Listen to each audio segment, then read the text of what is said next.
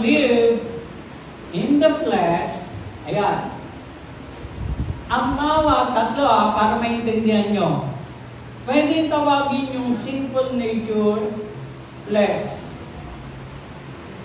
Makalaman. Pwede rin siyang sabihin old self. Tatlo. Kaya pag may narinig kayong yung word na old man o old self, ang pinatutungkulan niyan yung lumang nating pagkatao. Kaya kapag nakabasa kayo sa salita ng Diyos, nakalagay doon old self, old nature, old sinful nature, pareho lang din yan. Iisa yan, ang kahulugan. Na pinatutungkol, yun ay naipako na. Ito ang paniniwala ko din.